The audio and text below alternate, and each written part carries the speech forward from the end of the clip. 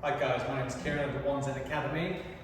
So this is a video for non-specific lower back pain, level 1. So it's level 1 if you have high irritation to any of the nerve structures.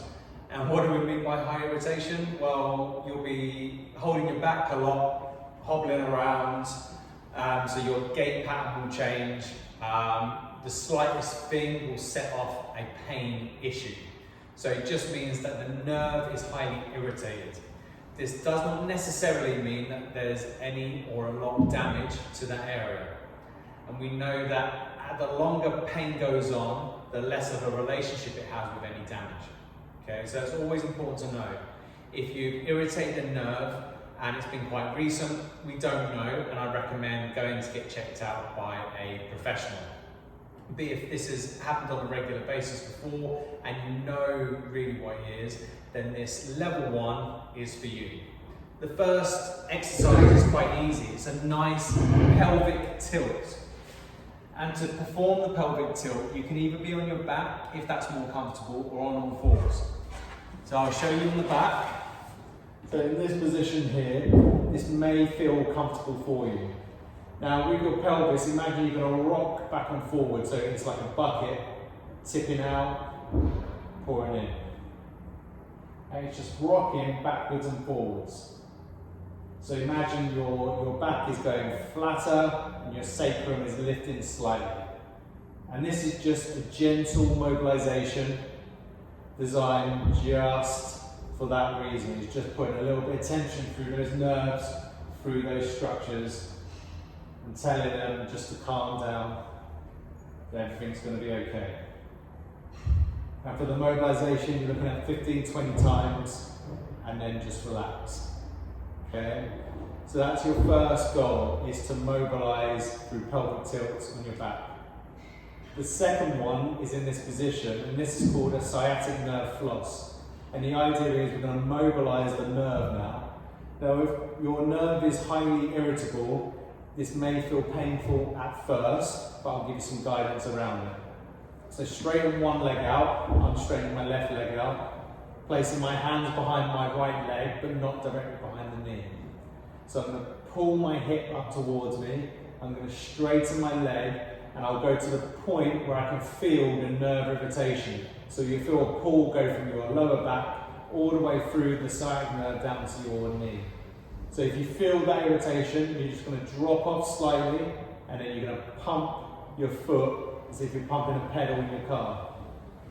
Okay, you're going to do that 15-20 times. Okay, and that's how you're going to mobilize that nerve.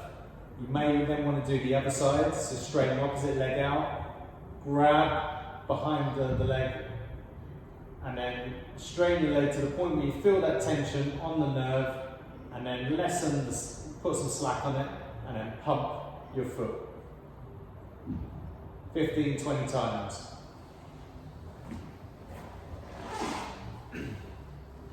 So those two can be done lying down straight away. The third one is just going to be a belly button pull. Now you can do this lying flat on your back. If you have some real high irritation, okay, probably go on your back so you can work with gravity. So I'll show you both actually. So with gravity, I'm going to take a big breath in. As I breathe out, I'm going to draw my belly button in towards my spine, squeeze my pelvic floor and busting to go to the toilet. Breathe in to relax. Belly button in, squeeze and relax. So that's using gravity. Going onto your front will then be opposing gravity. Okay, so do the one that feels comfortable for you initially. So if you're opposing gravity, so gravity's pulling us down, remember, you're going to place your forehead down, you're going to inhale.